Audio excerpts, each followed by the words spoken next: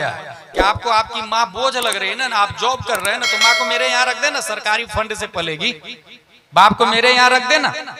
और हमारे नबी इसको जानते थे, इसीलिए फरमाया कि जिसने माँ बाप को बुढ़ापे में पाया और दोनों की खिदमत कर ली, या दोनों में से एक को पाया और एक की खिदमत कर ली, तो उसके लिए जन्नत वाजिब हो जाती है। और खिदमत नहीं की तो हलाको बर्बाद भी हो जाता है। क्या वजह है? बुढ़ापे का लफ्ज हदीस शरीफ में आया, खास तौर से बुढ़ापे का, क्योंकि जिस तरह बच्चे को माँ की जरूरत पड़ती है, ऐसे ही बूढ़े को बच्चे की जरूरत पड़ जाती है। कुरान शरीफ में आया, वमन नुअम्मिरहु नुनक्किसु फिल खल्क, मैं जब उम्र ज्यादा करता हूं तो तखलीक में उल्टा कर देता हूं। बच्चा जब पैदा होता है तो उसे उंगली भी पकड़ाए तो पकड़ने को तैयार नहीं होता ढंग से, ठीक।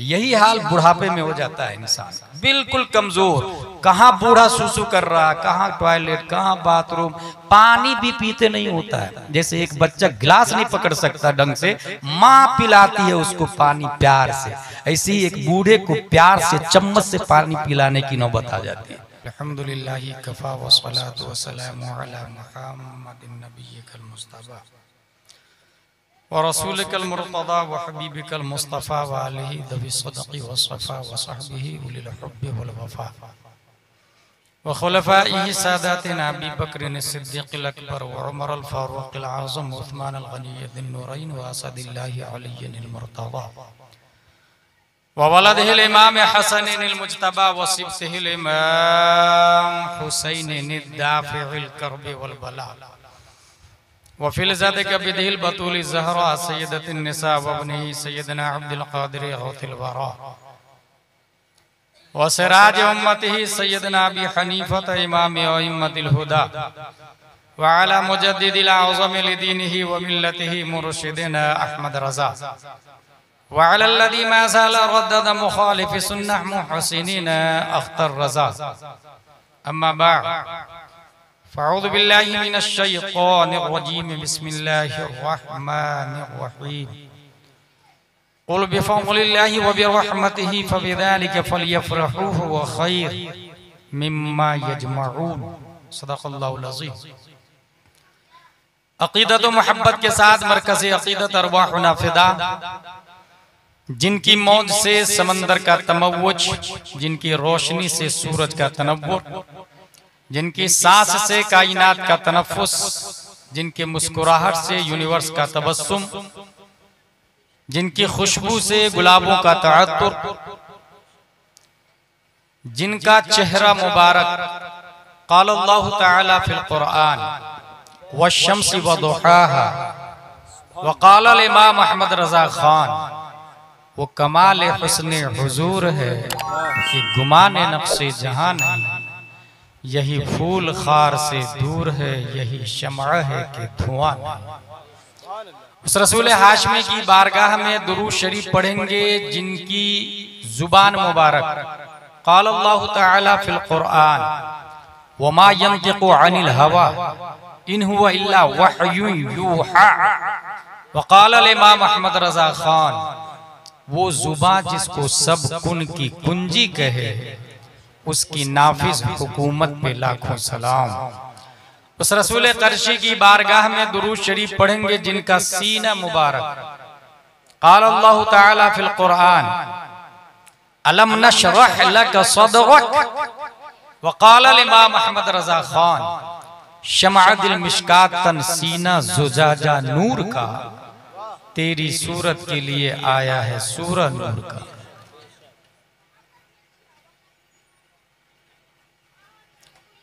उस रसूल मक्की की बारगाह में दुरूद शरीफ पढ़ेंगे जिनका दिल मुबारक, everybody hidden in heart something according his mind, his status, his climate, his education, क़ाल अल्लाहु तआला फ़िल क़ुरआन अला क़ल्बिका लितकूना मिनल मुंज़िरीन, व क़ाल अल इमाम अहमद रज़ा खान, दिल समझ से वरा है मगर यूं कहूं गुंचाए राज़े वहदत पे लाखों सलाम। उस रसूल मक्की की बारगाह में दुरूद शरीफ पढ़ेंगे जिनका हाथ मुबारक, क़ाल अल्लाहु तआला फ़िल क़ुरआन यदुल्लाहि फ़ौक़ अयदीहिम वकाल इमाम अहमद रजा खान, हाथ जिस सिमत उठा गनी कर दिया, मौजे बहरे समाहत पे लाखों सलाम। उस रसूल हाशमी की बारगाह में दुरूद शरीफ पढ़ेंगे जिनका तलवा मुबारक, क़ाल अल्लाहु तआला फिल कुरआन, ला उक़सिमु बिहादल बलद व अंत हिल्लुम बिहादल बलद।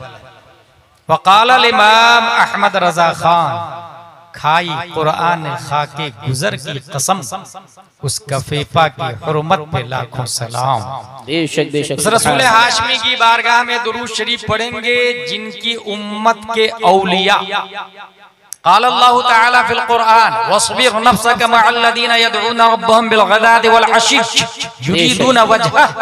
वक़ाल इमाम अहमद रजा खान, गौसे आज़म इमाम कावल मुता, जलवे शान कुदरत पे लाखों सलाम। माशाअल्लाह। उस रसूल हाशमी की बारगाह में दुरूद शरीफ पढ़ेंगे जिनकी उम्मत, कुंतुम खैरा उम्मतिन उखरिजत लिन्नास तअमुरूना बिल मअरूफ व तनहूना अनिल मुनकर। वक़ाल इमाम अहमद रजा खान, एक मेरा ही रहमत में दावा नहीं, बेशक क्या बात, शाह की सारी उम्मत पे लाखों सलाम। बेशक। अकीदत व मोहब्बत के साथ पढ़ते हैं, अल्लाहुम्मा सल्लि अला सय्यिदिना व मौलाना मुहम्मद व आलिहि व सहबिहि बारिक व सल्लिम सलातु व सलामुन अलैका या रसूलल्लाह सल्लल्लाहु अलैहि वसल्लम। 1500 साला जश्न ईद मिलादुन नबी है। जी जी। 1500 साल कैसे हो गया? अभी कुछ दिन पहले झारखंड में एक शायर साहब ने कहा ये 1500 साला जश्न ईद मिलादुन नबी है। किसी ने पूछा कि 1500 साल कैसे हुआ? कहा मुफ्ती साहब बताएंगे। यह है 1447 हिजरी, और हिजरी शुरू हुई है हिजरत मुस्तफा सल्लल्लाहु अलैहि वसल्लम से। जब हुजूर सल्लल्लाहु अलैहि वसल्लम ने हिजरत फरमाई उस वक्त आपकी उम्र शरीफ थी 53 साल। तो 53 में 47 मिलाएंगे तो कितना बनेगा? 100। और 1400 में 100 मिलाएंगे तो 1500। ये है 1500 साला जश्न ईद मिलादुन नबी। सुभान अल्लाह। हमारी गुफ्तगू 2 पॉइंट पे गर्दिश करेगी। नंबर 1 विलादत मुस्तफा सल्लल्लाहु अलैहि वसल्लम, नंबर 2 बिअसत मुस्तफा सल्लल्लाहु अलैहि वसल्लम। मीलाद जो है 1500 साला जश्न ईद मीलादुन नबी, ये मीलाद पे गौर करेंगे तो ये हमारे उलमा फरमाते हैं ये इसमें ज़र्फ है, और इसमें ज़र्फ 2 माना के लिए आता है। विलादत का वक्त ज़र्फ़े ज़मान, विलादत की जगह ज़र्फ़े मकान। मिलाद का मतलब हुआ विलादत का वक्त या विलादत की जगह। जिस जगह पे आप रहते हैं इसका नाम है इचौली बाराबंकी, सही बोल रहा हूँ? और आज है 12 रबीउन नूर नहीं है, तो न ये विलादत का वक्त है और न ही विलादत की जगह है, फिर भी मिलादुन नबी मना रहे हैं। जी जी बेशक। वजह यह है कि ये जो साल में 355 से 60 दिन होते हैं, एक दिन में 24 घंटे, 1 घंटा में 60 मिनट, 1 मिनट में 60 सेकंड। और घड़ी 2 तरह की होती है, एक की स्विच कंटिन्यू चलती रहती है और दूसरी स्विच टिक टिक टिक टिक टिक। ये जो चल के रुकती है ये सेकंड है। 60 सेकंड का 1 मिनट, और 2 मर्तबा जो घड़ी टिक करती है, गौर कीजिएगा, टिक 1 सेकंड, दूसरा टिक, दूसरा सेकंड। 2 टिक के बीच में जो कांटा रुका था ना, तो वो जो टिक किया उसको जमान कहते हैं, और 2 टिक के बीच में जो कांटा रुका था उसको आन कहते हैं। अब आला हजरत का जुमला सुनिए, अंबिया को भी अजल आनी है मगर ऐसी कि फकत आनी है। बेशक बेशक बेशक। वो जो 2 सेकंड के बीच में एक बार जो कांटा रुका था उसको आन कहते हैं। अंबिया को भी अजल आनी है मगर ऐसी कि फकत आनी है। बस उसी आन के बाद उनकी हयात मिथले साबिक वही जिस्मानी। जी जी बेशक बेशक बेशक सुभान अल्लाह। तो ये जो 1 मिनट में 60 सेकंड होता है, हर सेकंड ने रब की बारगाह में दुआ की, मौला मुस्तफा को मुझ में पैदा कर ताकि मैं बाकमाल हो जाऊं। वाह वाह बेशक सुभान। हर मिनट ने दुआ की, रब्बे कदीर सरकारे दो आलम को मुझ में पैदा फरमा ताकि मेरी हैसियत बढ़ जाए। हर घंटे ने दुआ की, मगर न दोपहर की दुआ कबूल हुई, न शाम की दुआ कबूल हुई, न असर के वक्त की दुआ कबूल हुई, न ऐशा के वक्त की दुआ कबूल हुई, न तहज्जुद के वक्त की दुआ कबूल हुई। रात जा रही थी, दिन आ रहा था। माशाअल्लाह। पैदा हमारे नबी सल्लल्लाहु अलैहि वसल्लम सुबह सादिक में हुए तो विलादत का वक्त सुबह सादिक है, शाम नहीं। इसी तरह पैदा हमारे नबी 571 ईस्वी मकामे बैदा मक्के में हुए तो पैदाइश की जगह मकामे बैदा है, इचौली नहीं। जी जी जी। उसके बावजूद ईद मिलादुल नबी हम मना रहे हैं। मिलाद हम मना रहे हैं, न पैदाइश का वक्त है न पैदाइश की जगह है। वजह यह है कि 208 कंट्री है, हर कंट्री में कई स्टेट है, लाखों मिलियन बिलियन पब्लिक है, जिले हैं, करिया है, शहर है, अदालतें हैं, गलियां हैं, सड़कें हैं, हाउस है। अल्लाह ने सबकी दुआ कबूल नहीं फरमाई।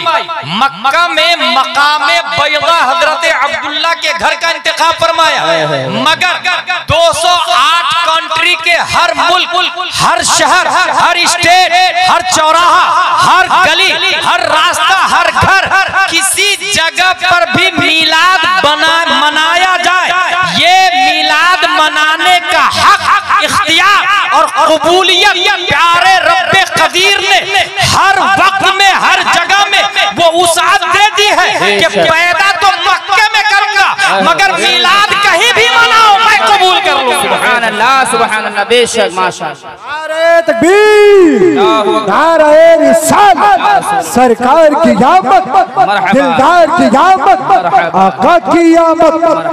पैदा तो सुबह सादिक में करूंगा मगर शाम में भी मिलाद मनाओ तो मैं कबूल कर लूंगा। अल्लाह तबारक व तआला कबूल करने वाला है। हमारे इचौली में अगर कोई बच्चा पैदा होता है तो जब वो माँ के पेट में होता है तो उसको कहते हैं हमल। हमल की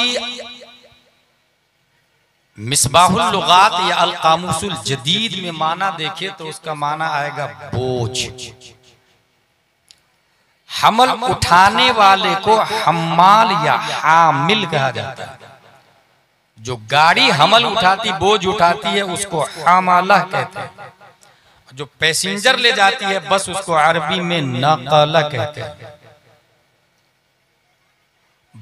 हमल उठाने वाली को हामिला कहते हैं। अगर बच्चा माँ के पेट में 1 महीने का है, माँ को तकलीफ होगी। बोझ यानी हमल का वजन बढ़ा और ज्यादा तकलीफ।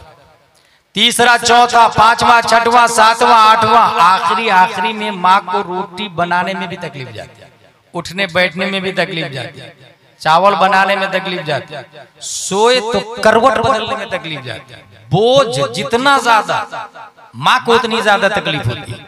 मगर हजरत आमिना रदियल्लाहु अन्हा इरशाद फरमाती है, मेरा बेटा मेरे पेट में है, वल्लाही मा शउरतु अन्नी हमलतु वला वजदतु लहु थिक़ला। खुदा की कसम मेरा बेटा मेरे पेट में है और जर्रा बराबर मुझे तकलीफ भी नहीं हुई, अब बोझ का भी एहसास नहीं हुआ। ये बोझ का एहसास न होना 208 कंट्री की हर माँ बोझ को एहसास करती है, बोझ को फील करती है। जब वो प्रेग्नेंट होती है उसे एहसास हमल होता है, चलने फिरने में तकलीफ होती है, मगर हजरत आमिना फरमाती है मुझे बोझ का एहसास नहीं हुआ।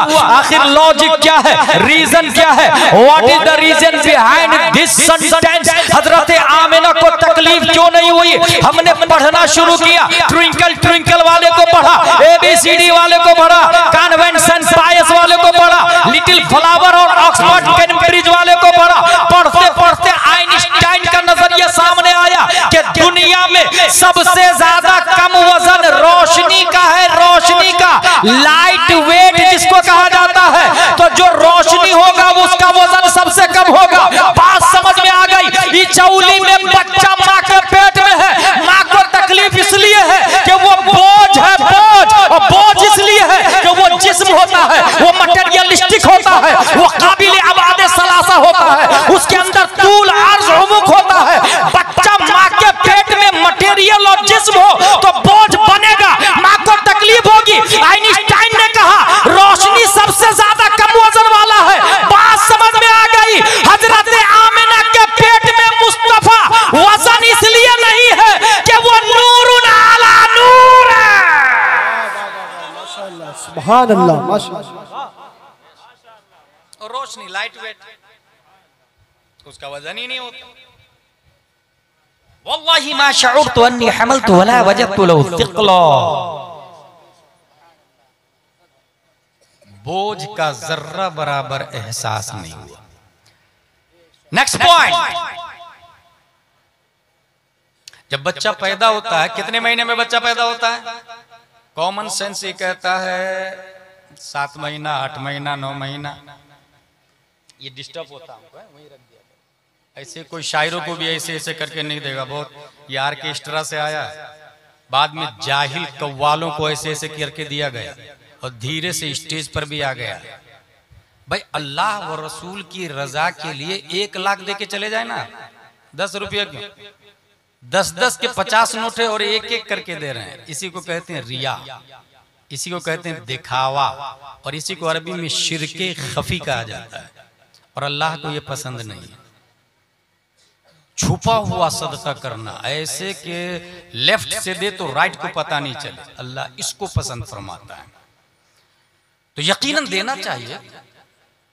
तोहफे तहाइफ उलमा को अच्छी बात है। अल हदाया तज़दादुल हुब्ब का लफ्ज आया, तोहफे देना चाहिए मगर दिखावा नहीं होना चाहिए।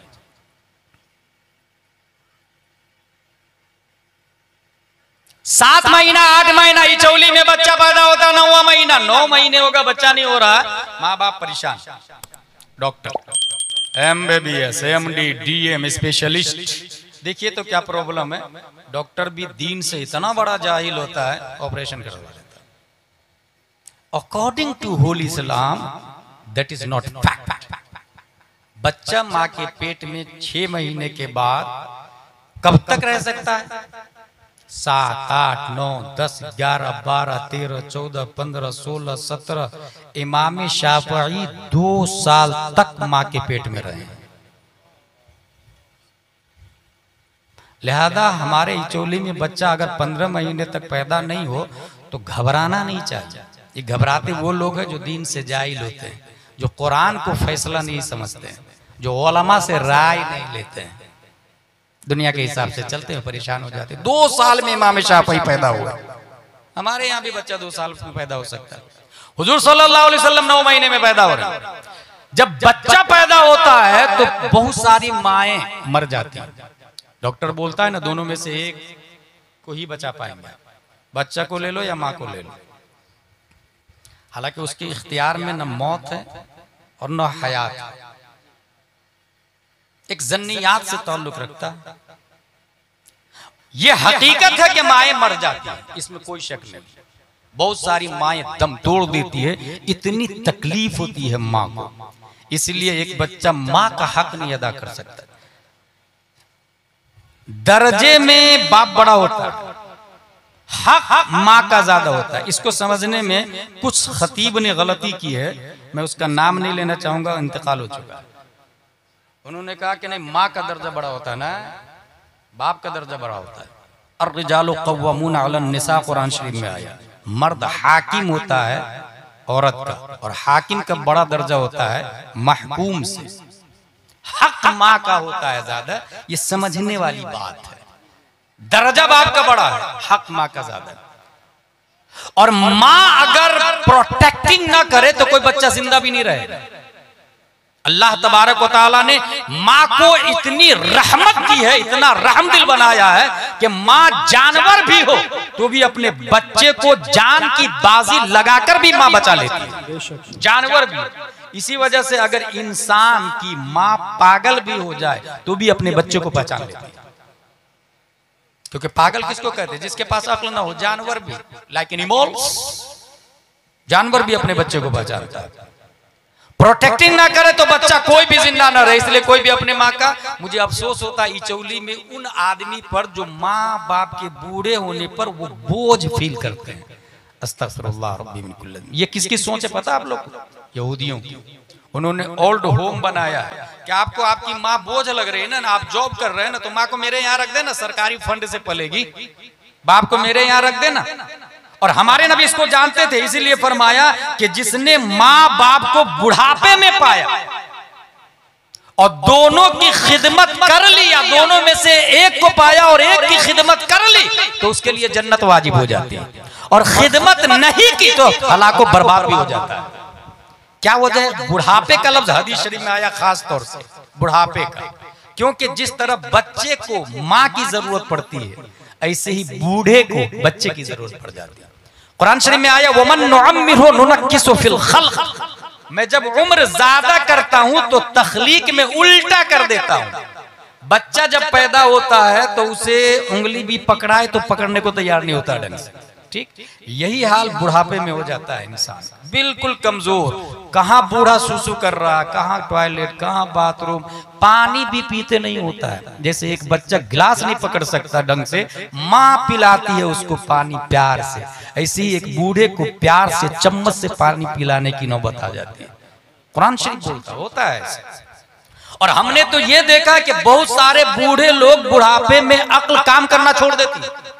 बहुत सारे बूढ़े लोग अक्ल काम करना छोड़ देती है। और इस मामले में मैंने बड़े बड़े टीचर को देखा है, बीएड वाले को भी देखा है, सीएट वाले को भी देखा है, मैंने डॉक्टर को देखा है, प्रोफेसर को देखा है, लेक्चरर को देखा है, बड़े बड़े बैरिस्टर और कलेक्टर को देखा है। बुढ़ापे में पागल हो जाता है वो। मगर हुजूर मुहद्दिस कबीर दामजिल्लुहु अलैना से एक बात सुनी मैंने, वो इरशाद फरमाते हैं जिस अक्ल को मुस्तफा के इल्म से निस्बत हो जाए वो अक्ल बुढ़ापे में भी होश रखती है, बोलती है तो दायरे में बोलती है। यही वजह है मेरा कादी शरिया जब बुढ़ापे में थे तब भी उनका फैसला की कुव्वत काम कर रही थी।